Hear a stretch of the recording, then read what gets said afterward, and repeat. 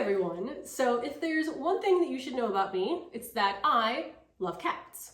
If there's two things you should know about me, I love finding things at antique and thrift stores.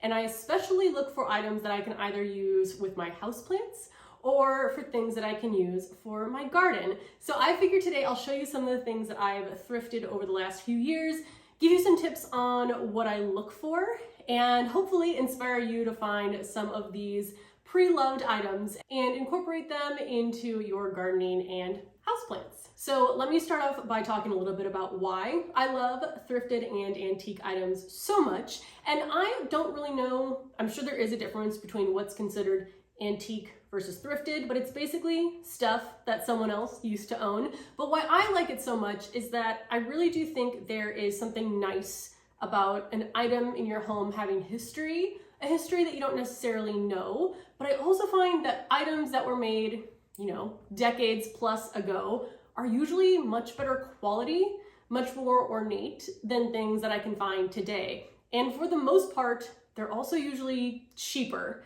I mean, sometimes items can be super expensive in antique stores. I don't get those items. I get things that I can use that would probably be either about the same or even cheaper than something new. And the quality is always so much better. So let me show you some of my favorite things. I'll start here on the shelf behind me because this is where I like to store and really put on display a lot of my thrifted items. Now I know I've already shown this one before. I think in my 2024 seed video, but this is an old toolbox. Now I found this, I'll also list below some of my favorite thrifting places in case you are local around Chicago. But this I got from a place just around the corner. It's an old toolbox and I did have to oil the lock because it did get stuck, but anything that can be used as a container, I will use that to store my garden items. So in this case, I'm using this to store my seeds. Now, obviously this is beat up and rusted. I like that. That might not be the look you go for. You might want to look for things at antique stores that are still in pretty good condition. But I like things that are chipped. I like things that are worn. It just makes it feel like it's really been around for a while. So this toolbox, if you open it up, it comes here with this little top section, which I just store some markers, some garden tags. I think this was some sort of fertilizer. I just tucked some items in there, but then in the body of the toolbox, these I get from Amazon. They're not thrifted, but these are just the photo holders that I use for a lot of my seeds. And I use these for some other garden items as well. But these are all just tucked in here. It makes organization a lot easier because otherwise I would just have a ton of seed packets in here. So I've organized the containers by type of seed so I can easily find what I'm looking for. But I just think this is such a cool way to store my seeds in something like this, something that's a bit more unique, something that looks pretty on a shelf, and something that has some history to it, even though, again, I don't know what this history was. Next is this jewelry box, and I'm not sure if I should take it off. Let me see if I can easily bring it down. Oh yeah, not bad at all. So this is supposed to be a jewelry box, but I'm using it to store my pressed flowers because how fun is that this jewelry box is still holding something that's beautiful. It's not necessarily jewelry, but it's pressed flowers. And again, I'm using these photo storage containers just to keep things more organized. But this is beautiful. Again, there's some stains on it, but I'm okay with that. There was actually, when I opened it, my finger hit on a dead bug that fell off in the antique store. I think I forgot to mention the toolbox. I think the toolbox was $10. This was $19, so not super expensive. And I originally saw someone on Instagram using a very similar jewelry box. I don't know if it was a jewelry box, but a very similar box for storing their pressed flowers. And I was like, I can find something like that. And this was cheaper than what was on Amazon. And again, just feels like it's a little bit better quality. So there are, how many drawers? 1, 2, 3, 4 drawers.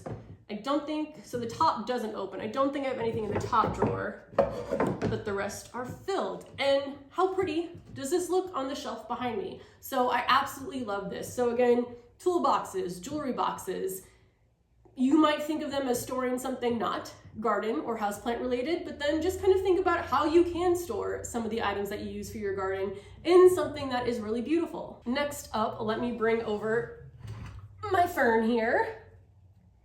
Now, this was 100% an idea I saw on Instagram.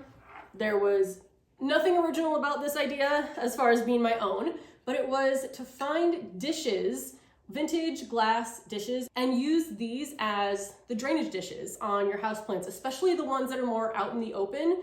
And I love this. I think I got 3 for $5, which if you're looking for the same size like regular plastic drainage dishes, it's about the same cost, which is crazy because these are so much prettier. So I've moved some things over just for the video, but not only are these dishes from thrift stores, but basically all of my candle holders are. My favorite is probably this one. And again, every single one that I find is super inexpensive. I think this was like $5 for the pair. And these are so beautiful. They have flowers etched into them. They're good weight. I don't think I would find something like this at like Wayfair, for example. Some of my other favorite items include vases. I just find the quality, the beauty of vases at thrift stores just to be unlike anything I've ever seen. So here are some of my favorites. This one I just got at our trip to Starved Rock, and I don't think the price is still on this, but it's under $20. And again, super heavy, super good quality, very detailed, not something I would find at a store. I haven't put anything in it yet. I think once I'm able to grow flowers, this is kind of gonna be my main centerpiece vase on this table, because when it's in the shelves, there's not really room for flowers inside of it, but I love this one. So that's one of my favorites. This is also another one. I think I either got at the same exact store as this one in Starved Rock or a different antique store, but still in Starved Rock. But again, look at the detail on this vase. I absolutely love it. And I love white vases in particular because I just feel like it makes the flowers pop even more. Now, this next one I didn't get from an antique store, but it was my grandma's. And she would probably be like, so you're calling things I own antiques?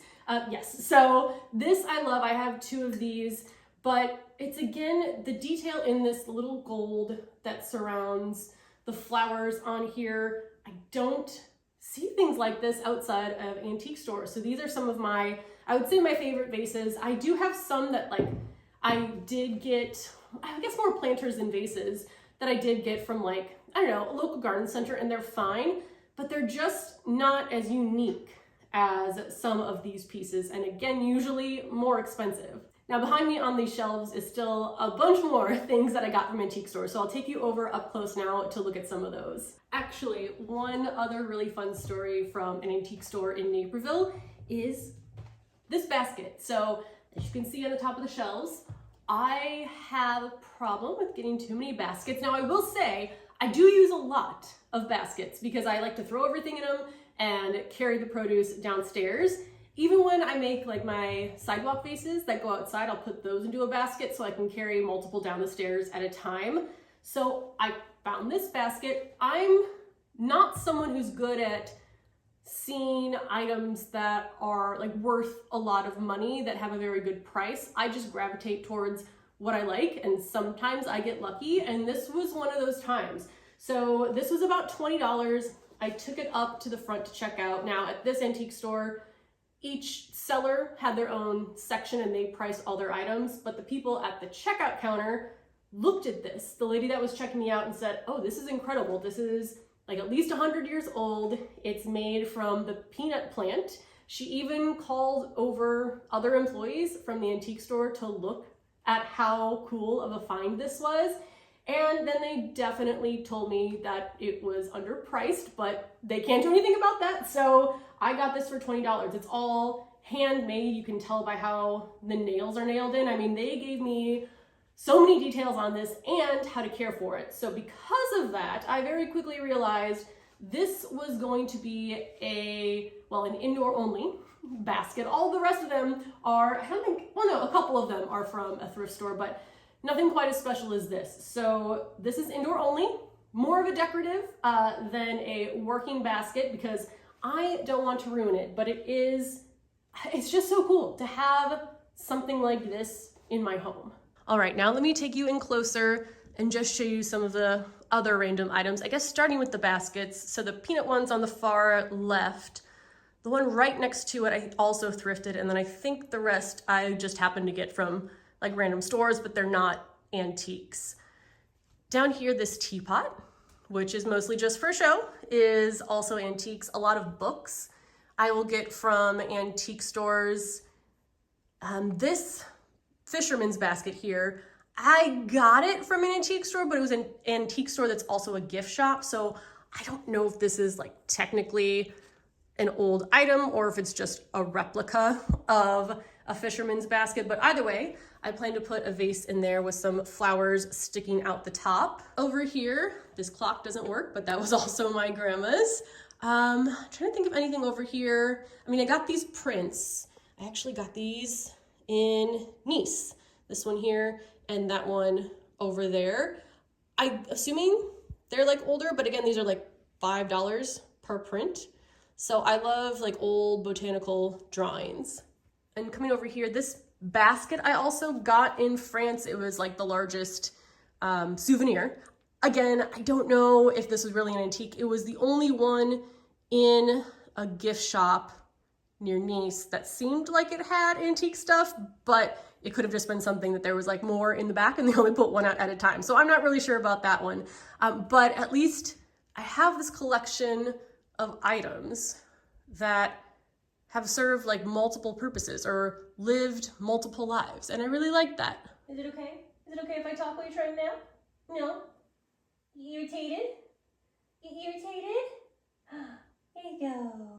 I've woken her up from her nap and now Penelope's not pleased. But as an example of, again, just the quality difference, even though items are similarly priced between getting something new versus finding something at a thrift store, are these two tables. So this one, would you like to show it off, Penelope?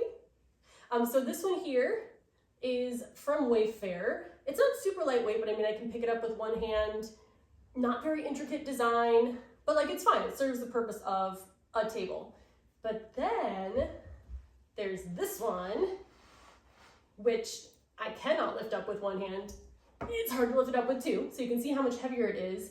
And it's just much more detailed. I take you in close so you can actually see it. But like the top here that connects the glass to the table is a little flower. It's carved all around the base, everywhere. It's just so stunning. The detail that you can see through the glass on the top. Now again, there's some chips, but that doesn't matter to me. And probably should have cleaned this before taking you up close. And this one was cheaper than this one.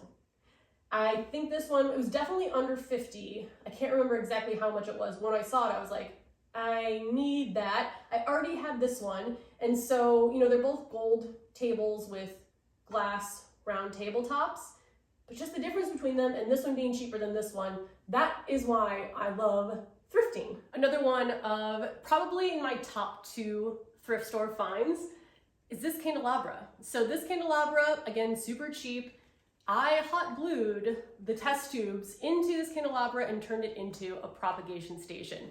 Because if I can take something that I would normally do on a day-to-day basis and do it in a way that's just a little bit prettier, I really like that. So instead of just having, you know, jars around sitting on tables with propagations, I now have a candelabra that hangs on my wall that I can propagate plants in and still allow them to look beautiful. And sometimes too, like in the summer when I have cut flowers, I'll replace these vines with the flowers in the test tubes. And it's just, again, kind of thinking out of the box. Like you wouldn't normally think a candle holder can be used for plants, but now that's one of the main things I look for at thrift stores because I know that I can use them either for propagations or turn them into plant holders. So be on the lookout for candle holders or candelabras to use for your plants. Let's head over now to this corner, and this planter right here is the planter I get asked about the most by far. And guess what? It is from a thrift store. So unfortunately, it's not great to be able to tell people where to get it.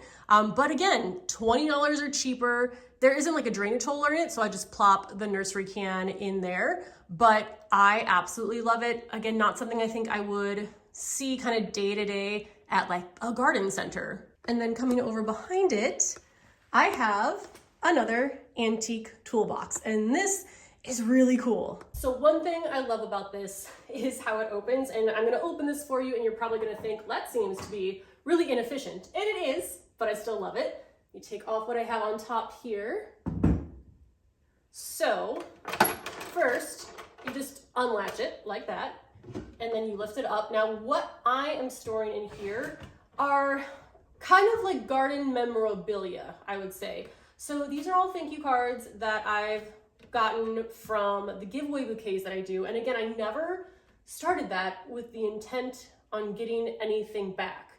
But the reaction that I've had was so surprising in a good way. Like knowing that giving out a small bouquet can really change how someone's day is going means a lot to me. So I'm keeping them in here just as a reminder of that now. So that's just the opening part, and it's not like this lifts off. So what you have to do to get into here is there's these little pins that you take out and you hope to not lose. And then this slides off to reveal drawers and more storage space. Maybe a bug in there too, I don't know. Doesn't matter to me, but you open these up and there's more drawers in here. Now these, I think I'm gonna start using once the jewelry box is full for the dried flowers, because I can fit maybe, or the pressed flowers, I can fit 8 of those photo cases in here in the jewelry box, whereas here I can fit plenty more. And like, yes, is it kind of a pain to get in and out of? Maybe, but the cool factor really makes it worthwhile for me. So that's closed, pins in, and it's just kind of crazy to think that this is how toolboxes functioned, 100+ years ago.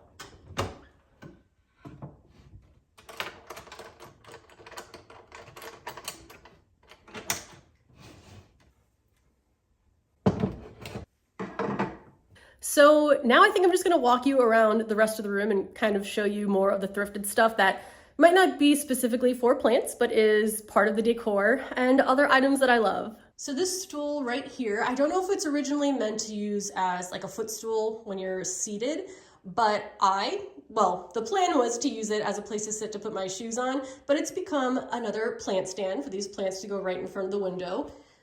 This container here, I also found at an antique store and used it for these African violets.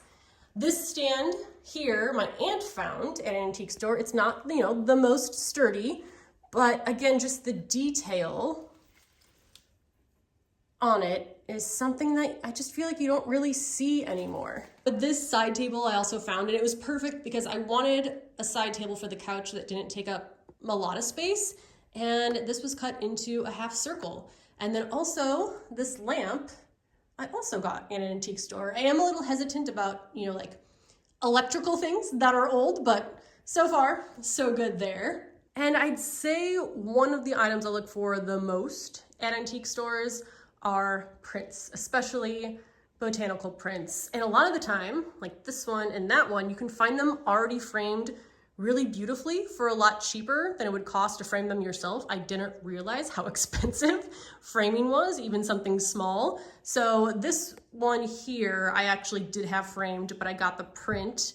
And then these are old prints as well. And I think they're some of my favorite because they're kind of like plants, but in like a fairy tale. I don't know, I think that's really beautiful. This one's called Rose. And this lamp base, so the lamp shade was made by my dad, who passed away 8 years ago now. So I also like to have not only thrifted things, but things that were handmade by family members or that were owned by family members. So that piece of history is there too. But I knew I didn't want to just get, a lamp base, again, off of somewhere like Wayfair. I wanted it to be something that was a bit more special. And I really like this base that I was able to find at a thrift store here in Chicago. So those are some of my favorite thrifted items that I either use in the plant room here for houseplants or to store some of my garden stuff. Now I would say the things I get the most often are planters, vases, pictures, candelabras to turn into planters, but also look for furniture there. So if you know, like for example, I knew I wanted the end table, I will always go to antique stores first. And then if I can't find something there, then maybe eventually I'll find something online. But furniture, I just feel like the value that you get for the quality is so incredible. If there are any antique stores or thrift stores near you, it's definitely worth stopping by. You can get some really unique, beautiful items that you won't necessarily be able to find anywhere else.